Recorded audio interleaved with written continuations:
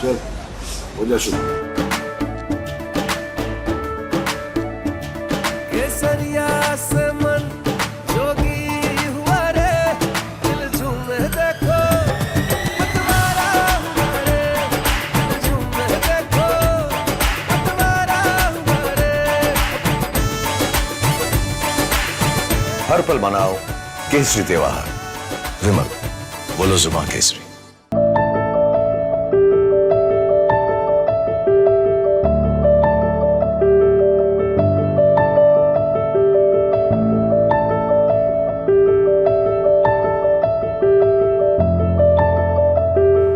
देखिए, पिछले 24 घंटों में राजस्थान के अधिकतर भागों में हीट वेव और सीवियर हीट वेव दर्ज की गई है।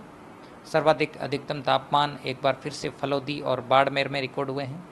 सबसे ज़्यादा बाड़मेर में देखें तो 49.3, इसके अलावा फलोदी में भी 49.4 डिग्री मैक्सिमम टेम्परेचर रिकॉर्ड हुआ है।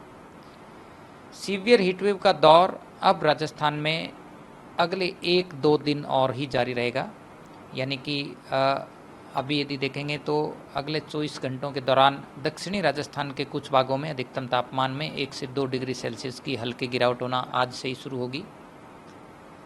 इसके अलावा 29-30 मई तक राजस्थान के अधिकांश भागों में अधिकतम तापमान में 2 से 4 डिग्री सेल्सियस की गिरावट होगी, यानी कि फिलहाल जहां पर अधिकतम तापमान 48 डिग्री से ऊपर रिकॉर्ड हो रहे हैं, 30-31 मई तक यहाँ तापमान 45 डिग्री या इससे नीचे रिकॉर्ड होने की प्रबल संभावना है। यानी कि जो हीट वेव और सीवियर हीट वेव का दौर फिलहाल बना हुआ है, ये अगले 2-3 दिन बाद समाप्त होने की के लिए कंडीशन फेवरेबल है।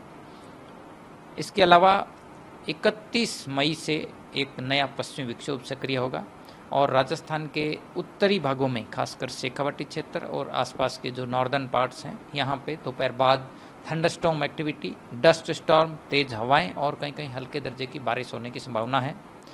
आंधी बारिश की ये गतिविधियां 1 और 2 जून को भी राजस्थान के कुछ इलाकों में जारी रहेगी, यानी कि दोपहर बाद थंडरस्टॉर्म, डस्ट स्टॉर्म और तेज हवाओं के साथ में कहीं कहीं हल्की बारिश की गतिविधियां खासकर पश्चिमी राजस्थान यानी बीकानेर संभाग, इसके अलावा शेखावाटी क्षेत्र, जयपुर और भरतपुर संभाग के कुछ इलाकों में 1 और 2 जून को भी डस्ट स्टॉर्म और थंडरस्टॉर्म एक्टिविटी होने की संभावना है। तो कुल मिलाकर अगले 2-3 दिन बाद हीट वेव से राहत मिलने की प्रबल संभावना है।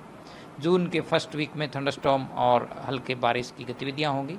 इसके अलावा अगले 2-3 दिन स्ट्रॉन्ग सरफेस विंड्स भी देखने को मिलेगी, यानी दिन भर तेज सतही हवाओं का प्रभाव रहेगा। इस दौरान 25 से 35 किलोमीटर प्रति घंटा तक की स्ट्रॉन्ग विंड्स भी राज्य के कुछ भागों में दर्ज होंगी।